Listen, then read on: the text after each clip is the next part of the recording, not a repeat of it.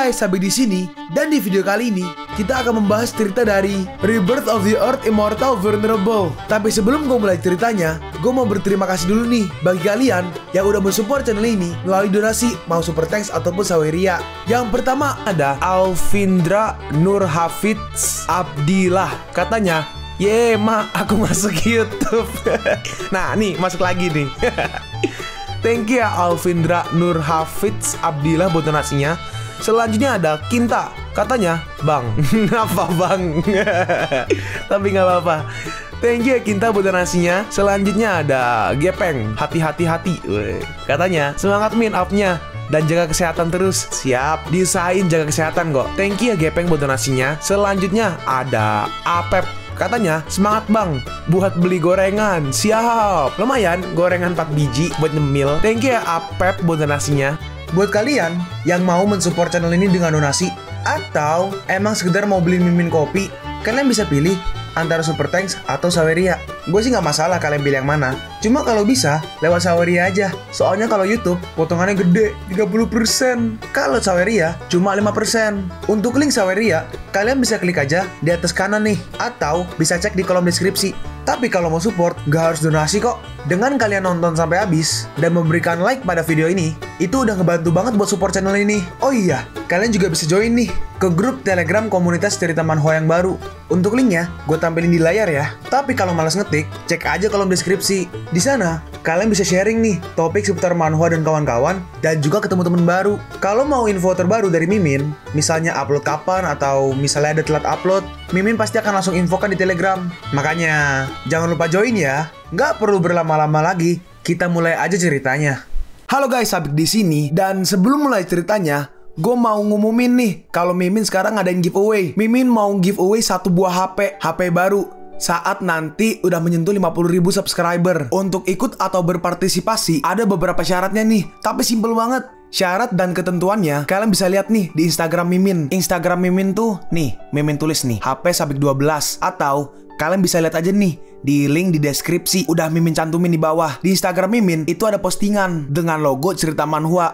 Nah di sana kalian bisa lihat tuh syarat dan ketentuannya. Gak susah kok, syaratnya simple banget. Gak pakai ribet, gak pakai susah. 2 menit selesai. Pemenangnya akan Mimin umumin saat udah menyentuh 50.000 subscriber. Tunggu apa lagi? Makanya yuk buruan subscribe biar cepet-cepet giveaway-nya. Nanti bakal ada giveaway terus kok, tenang aja. Oke, segitu aja, kita lanjut ke ceritanya. Orang ini adalah penyihir kegelapan, namanya Char. Si orang yang pakai uniform atau apa sih uniform? Seragam. Dalam hatinya, kau biarkan temanmu mati, tapi kau nggak bisa memberi kabar. Lalu tiba-tiba ada pedang yang muncul menghadang mereka berdua. Benda apa ini? Ah, sialan, tanganku, lenganku nggak bisa beregenerasi. Sakit sekali, sialan. Siapa sih? Pedang terbang itu berasal dari bangunan kuno itu. Hah? Apa yang terjadi? Dari bawah tanah muncul Chenmo. Chenmo berkata, "Beberapa keturunan klan ada di sini, tapi mereka bukan keturunan asli. Mereka campuran." Hahaha. "Corn, dia ngomongin kau tuh. Diem loh." Chenmo melanjutkan, "Seorang manusia yang menjual jiwanya kepada iblis." "Payah kau." "Char, kau dengar itu? Dia bilang kau payah. Diem loh." Dibales. Orang berseragam itu berkata, "Bung, kau dari Tali kan? Aku mengandalkanmu. Ambil rencana ini, berikan ini kepada Yang Tingtian. Katakan pada dia bahwa Order of Death prajurit terbaik Taili telah dibunuh. Katakan padanya untuk berhati-hati." "Baiklah, tapi aku nggak bisa mengabaikan masalah ini." "Kurang ajar. Akan kubunuh kalian berdua. Raja Kegelapan, dengarkanlah permohonan dari pelayan setiamu. Berikan aku kekuatan." Lalu dia memunculkan serangan dan langsung menyerang Chenmo. "Awas, mundur!" Lalu Chenmo memunculkan arai untuk menahan serangannya. "Sihir pertahanan, kau seorang penyihir. Lihatlah aku menghancurkan pelindungmu." Si vampir menyerang, tapi serangannya gagal untuk menghancurkan arainya. Dia terus menyerang bertubi-tubi. "Bahkan sampai 100 tahun pun kau nggak akan bisa, dan aku nggak mau menghabiskan waktuku." Lalu Chenmo menarik lagi pedangnya. "Hah? Apa?" Dan dia menyerang ke arah vampir, tapi si vampir berhasil menghindarinya, dan ternyata serangannya malah kena si penyihir. "Apa? Aku adalah pelayan favoritnya Raja Kegelapan. Aku ini abadi. Ah, benda ini gak akan membunuhku." "Hah? Gak, kenapa aku terus berdarah?" "Bakar." Lalu Chenmo langsung membakar penyihir itu. "Char, Bagaimana bisa ini terjadi? Dalam hati si prajurit, anak ini bisa membunuh penyihir tingkat 6, bahkan setara dengan Grandmaster. Chen Mo berkata, cara terbaik untuk membunuh bajingan ini yaitu dengan cara menjual jiwa dan membakar daging mereka sampai bertubi-tubi. Kau telah membunuh Char, akan kuhisap darahmu dan menjadikanmu budakku. Chen Mo balasnya simple, bacot lo. Menggunakan pedang tadi, Chen Mo mulai menyerang si vampir. Tangannya terpotong, tapi tangannya tumbuh kembali. Pedangmu mungkin cepat, tapi kau nggak bisa membunuhku. Aku ini abadi loh, si prajurit berkata. Dia terlalu kuat, gak ada yang bisa membunuhnya kecuali jantungnya ditusuk. Orang-orang dari klan kami gak memiliki jantung manusia. Kalau kau ingin menyerangku, coba aja cari jantungku. Chen Mo berkata, kau salah. Lalu Chen Mo menyerangnya bertubi-tubi.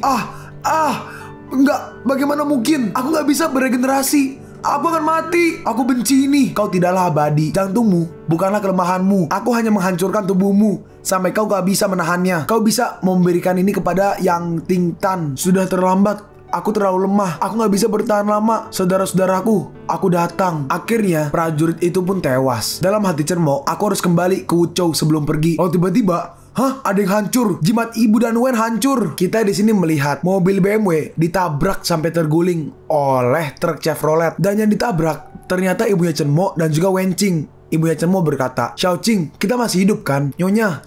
Ibunya Chen Mo berkata, jimatnya hilang. Jimat yang diberikan Xiao Mo pada kita. Wen Qing berkata, anak ini pintar juga. Dengan cepat, ibu. Chen Mo langsung pergi menghampiri ibunya dan juga Wen Qing. Ibunya berkata, Xiao Mo, kau kembali. Tentu saja. Rumor kalau kau mati di gurun pasti itu palsu. Baguslah, kalian berdua baik-baik aja. Aku merasakan jimatnya hancur tadi. Apa yang terjadi? Wen Qing menjawab, kami dalam perjalanan ke pertemuan untuk proyek baru kita. Tapi kita mengalami kecelakaan di jalan raya. Jimatmu menolong kami. Rumor kalau aku mati. Kecelakaan. Kita sekarang pergi ke grup Wanshi, kantor pimpinan. Mobilnya hancur tapi mereka baik-baik aja. Apa ini cara kerja ilmu fisika? Chen Mo pasti memberikan mereka sesuatu untuk melindungi mereka. Makanya mereka masih hidup. Kau sudah menyingkirkan sopirnya kan? Tentu saja. Gak ada yang akan curiga kepada kita. Tentu saja. Gak akan ada yang tahu kenapa kalian mati. Kau masih hidup? Kecewa ya? Tentu saja. Banyak orang yang ingin membunuhmu. Chen Mo berkata, jadi kecelakaan itu adalah ulahmu. Dia menjawab, aku gak tahu apa yang kau bicarakan. Masa sih? Baiklah, ini rencanaku. Hei, apa maumu? Kita hidup dalam masyarakat beradab. Kau berasal dari alam lain.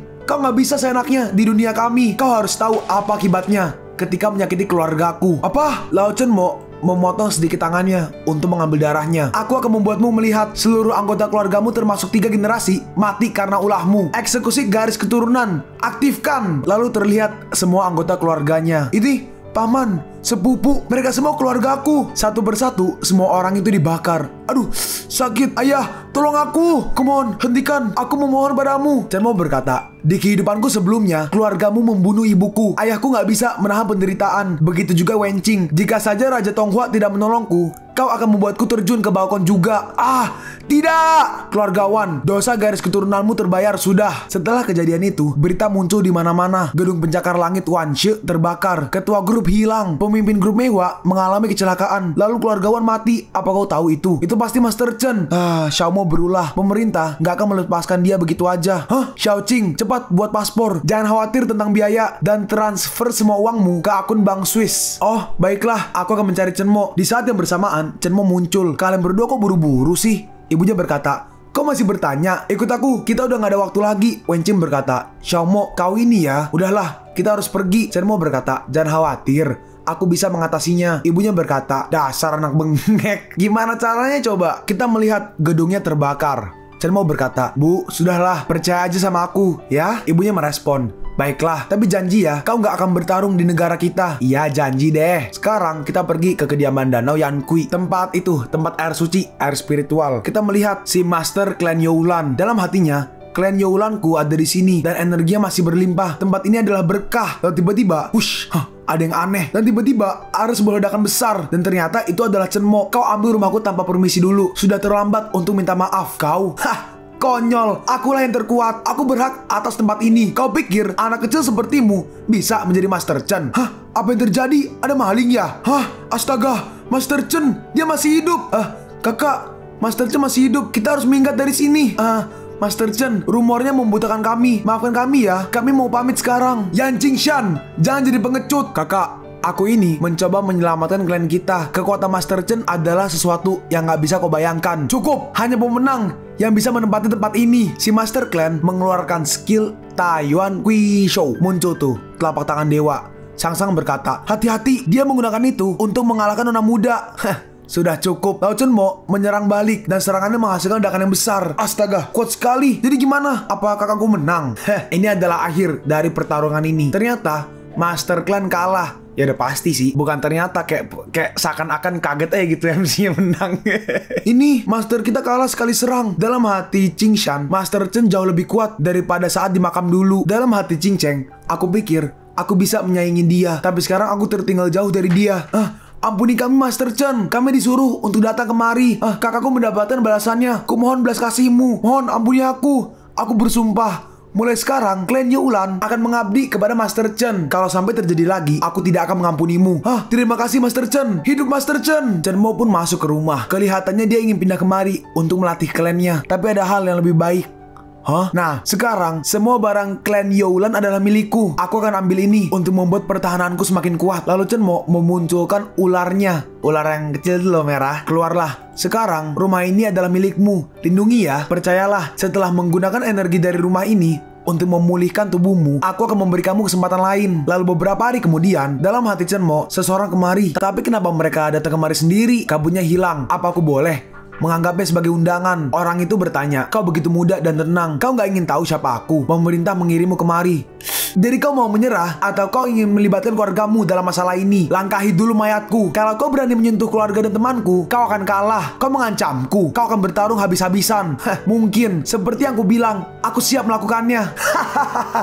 Hebat, hebat. Kau punya keberanian. Kaulah yang telah membunuh keluargawan. Nah, aku Chang He Shan. Kau mungkin gak pernah mendengar namaku, tapi kau mungkin tahu pasukan keamanan Chanlong dari Yang Tingtian. Dalam hati Chenmo, dia sendiri yang membuat keputusan. Chang He Shan berkata, Chanlong adalah salah satu pasukanku. Nah, seluruh 6 keluarga besar mempunyai rasa hormat yang tinggi terhadap kakekmu dan ingin memberi kamu pelajaran, apapun caranya. Tapi Chang Yingming sangatlah bijak. Dia tahu segalanya. Dia tahu Li Tongyan ingin mengambil kesempatan ini, tapi dia belum melakukan apapun. Dia pasti akan melakukannya. Tapi kau kemari bukan hanya memberitahuku masalah ini kan? Chang He Shan berkata, nah, kau punya 2 pilihan. Bekerja sama dengan kami dan kami akan memaafkanmu, atau menolak dan menjadi musuh negara. Chenmo merespon, bukankah melawan 6 keluarga besar Xiatu terlihat jelas akan menang? Tailei bukan sekutu 6 keluarga. Kalau kau setuju dan ada di sisi pemerintah dan di bawah kendali, kita bisa membantumu berurusan dengan 6 keluarga. Aku sih oke-oke aja bergabung denganmu, tapi aku nggak mau dikendalikan. Chang He bertanya, jadi kau akan menolak ajakanku? Chenmo menjawab, kalau emang aku harus, aku bisa membuat keluarga Li mengganti pimpinan mereka, atau mungkin mengganti pemimpin pemerintahan semua sekaligus. Gak mungkin. Kau ingin dituduh menjadi seorang pengkhianat. Kenapa emangnya? Chang He melanjutkan, kau nggak akan bisa. Ta Chao Chang sudah menduga kau meminta ini. Tapi pertama kau butuh semua posisi terhormat. Kapten kita nggak ada kabar untuk sementara. Kau bisa ambil posisinya. Kalau emang begitu caranya, oke lah, aku ambil. Chang He berkata, selesaikan apa yang kau lakukan dan ambil lencana ini, lalu datang ke tempatku. Chenmo melihat lencananya. Tunggu, aku punya yang berwarna emas. Bagaimana kau mendapatkan benda ini? Chenmo menjawab, aku ada di gurun barat waktu itu. Seorang pria ditangkap dan diserang oleh 2 pendekar. Dia bilang kepadaku untuk mengatakan Yang Tingtian apalah, nggak tahu, dan dia tewas. Dia tewas. Apa yang dia bicarakan padamu? Kau bosnya, Yang Tingtian, memberitahumu tidak akan ada bedanya. Dia bilang Order of Death dimulai dengan membunuh pendekar top Talei. Dia memperingatkan Yang Tingtian untuk berhati-hati dan menghentikan musuh dari luar negeri. Takdir. Ini adalah takdir. Pria yang memberikan ini kepadamu adalah Huo Tongming. Huo Tongming mengorbankan hidupnya untuk ini. Aku harus kembali ke Xiatu. Kau temui aku di sana. Dalam hati Chenmo, beri aku waktu beberapa hari. Aku harus mengupgrade jimat ibu dan Kak Wen dan memberikan pedang Phoenix ke Yan Qingcheng. Pedang itu dibuat untuk dia dan melatih My Wooden Form ke level tertinggi. Terdengar menarik. Lalu sekarang, beberapa hari kemudian di Xiatu, kita melihat Chenmo naik mobil. Orang yang menyetir berkata, Master Chen, Pak Qian menyiapkan tempat ini untuk Anda. Pak Qian akan datang menjemput Anda besok. Dalam hati Chenmo, aku terus merasakan kalau aku dalam bahaya. Master Chen, keluarlah.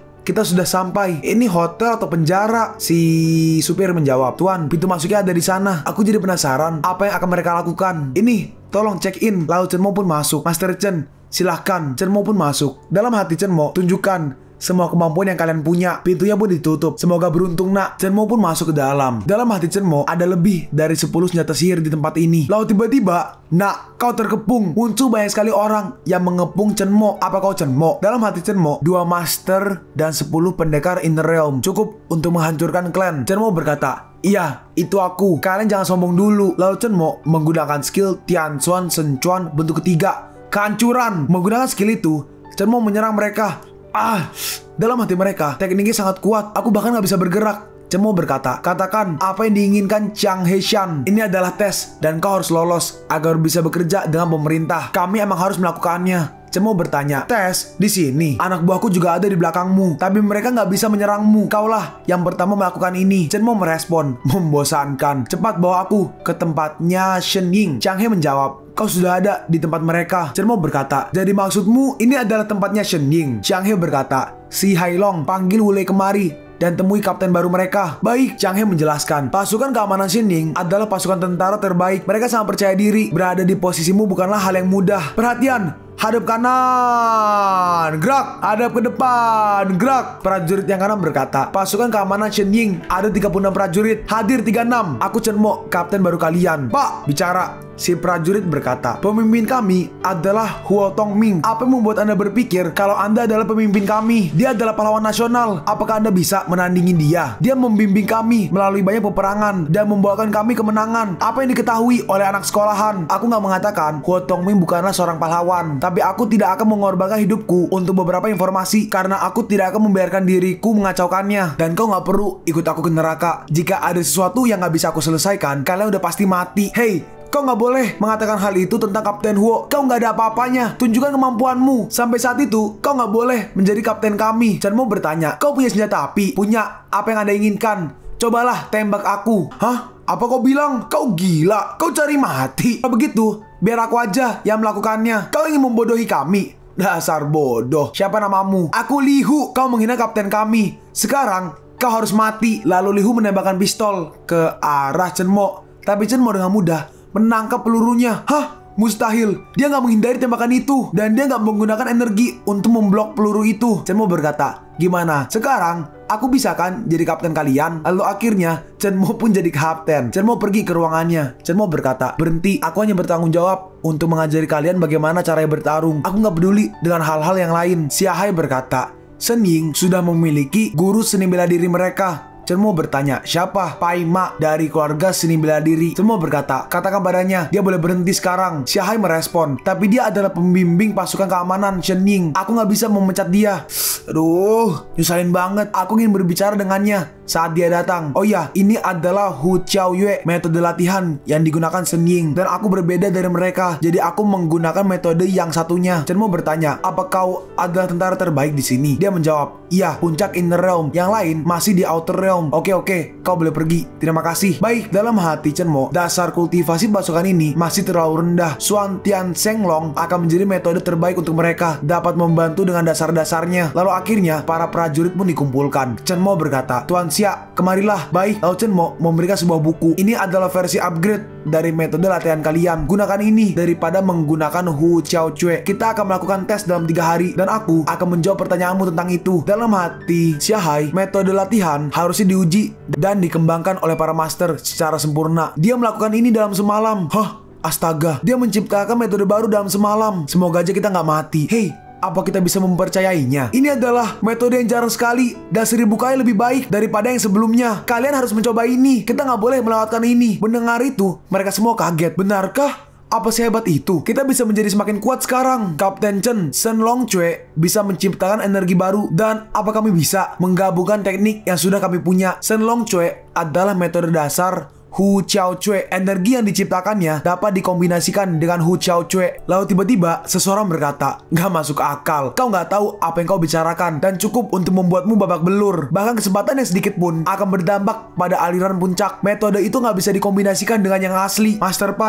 Master Pan, kau panuriming, pengajar di sini. Kau dipecat. Aku tidak dibatasi oleh peraturan di sini. Gak ada yang bisa mengaturku, terutama kau. Kau bahkan gak tahu dasar dari ilmu bela diri. Dasar yang kau bicarakan adalah cara untuk menyembunyikan kelemahan dari ajaran bela diri. Oh, kau meremehkan seluruh komunitas seni bela diri. Biar aku ajari kau pelajaran tentang tata kerama. Lalu panuriming menggunakan skill Ye Chuan's Diamond Cutter. Itu adalah teknik terkuatnya. Dia menggunakan teknik legendaris. Apa Chenmo baik-baik aja? Haruskah kita melaporkan ini kepada ketua atau seseorang? Lalu Chenmo cuma nampol. Cuma menggambar Pan Ruiming dan dia langsung terhempas. Pan Ruiming berkata, "Kau seorang Grandmaster? Bagaimana mungkin? Mustahil, kau adalah seorang Grandmaster." "Tentu bisa dong, kau hanyalah sebuah kegagalan. Nah, kalau kau emang ingin menunjukkan dirimu, datanglah ke kompetisi seni bela diri dalam 10 hari. Mereka akan menghancurkanmu." 10 hari? Oke, aku akan ke sana. Sambil pergi, Pan Ruiming melanjutkan, "Iya, dan pertandingan itu akan menjadi pertarungan terakhir bagimu." Hei, itu dia luar biasa, keren banget. Iya, dia benar-benar sangat kuat. Dengan kekuatan itu, perilakunya saat pertama kali datang kemari begitu rendah hati. Ikuti dia, dan kita akan menjadi seorang master. Lalu 10 hari kemudian, lihat tuh, Maserati biru parkir. Kita melihat ada seorang wanita yang sedang ngevlog ceritanya. Kompetisi seni bela diri terbesar Paima akan diadakan setiap 3 tahun sekali, dan yang terakhir selama 3 hari. Dan keluarga Van adalah host dalam acara ini. Orang yang kiri berkata, "Aku dengar Master Van juga datang kemari." Yang kanan berkata, "Dan ada master dari keluarga Chen. Dia bahkan belum berumur 20 tahun. Aku jadi penasaran, dia di mana?" Kita melihat orang berambut biru. Orang ini adalah Wei Yu Cheng. Dia berkata, "Hahaha, seorang master yang lebih muda dari umur 20 tahun. Konyol. Kau pikir dia akan muncul di Paima?" Lalu datang seorang perempuan berambut hijau. Dia berkata, "Wei, dan kalian juga. Bisa diam gak?" "Oh, siapa wanita ini? Apa aku mengenalmu?" Perempuan berambut hijau berkata, "Master Chen adalah idolaku. Jangan berani mengatai dia ya." Wei Yu Cheng membalas, "Jadi dia itu tampan ya? Saudaraku juga seorang master. Puja juga dia. Kau bisa memuja dengan banyak cara. Sini, kami bantu." "Kau nggak tahu siapa Wei Yu Cheng? Kau pikir kau bisa menyuruhku untuk diam? Tangkap dia. Aku akan ajari dia bagaimana caranya menjadi wanita." "Hah?" Lalu tiba-tiba, wush, ada yang datang di tengah-tengah mereka. "Hah? Ternyata itu adalah Chen Mo. Siapa kau? Kenapa kau mencampuri urusan kami? Kau bilang aku konyol, ha? Kau Master Chen." Kalian pun sampai di penghujung video ini. Kalian mau tahu lanjutan chapter ini? Atau manhwa menarik lainnya? Makanya, jangan lupa subscribe biar kalian gak ketinggalan kalau gue upload video baru. Jangan lupa like, komen, dan share ke teman-teman kalian supaya channel ini bisa lebih berkembang ke depannya. Segitu dulu dari video cerita manhwa. Gua Sabik undur diri. See you on the next video. Zaijian.